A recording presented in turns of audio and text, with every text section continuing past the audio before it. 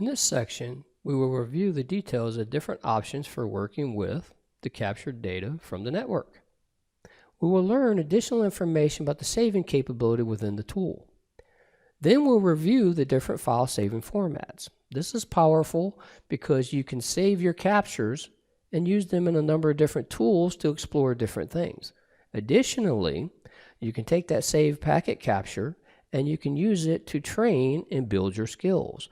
It's all about practicing this process and methodology over and over again. That's the key.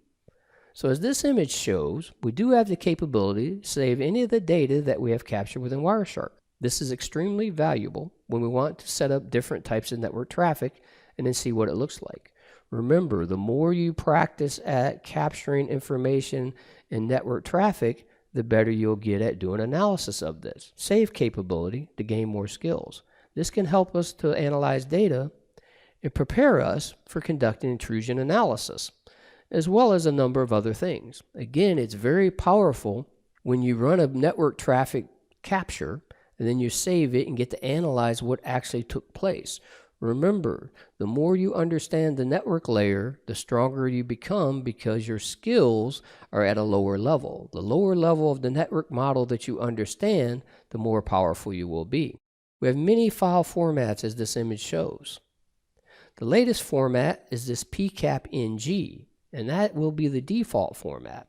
The other format that we have here, highlighted in blue, the first format, is the most versatile.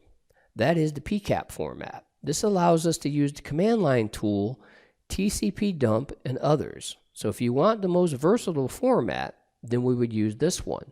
It also would allow us to import our actual packet capture file into a number of tools, like we discussed, like Snort and those types of things.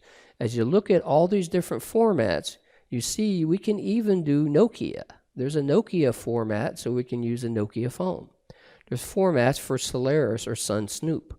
There's formats for NetX-Ray, which is a tool we use in network forensics. And there's even formats for Microsoft's NetMon. Microsoft's Network Monitor has some very good features and things in it as well. In this section, we've reviewed the saving capability of Wireshark. We've examined the different save formats and explained the default and the most versatile format for our packet captures, and that is the PCAP format.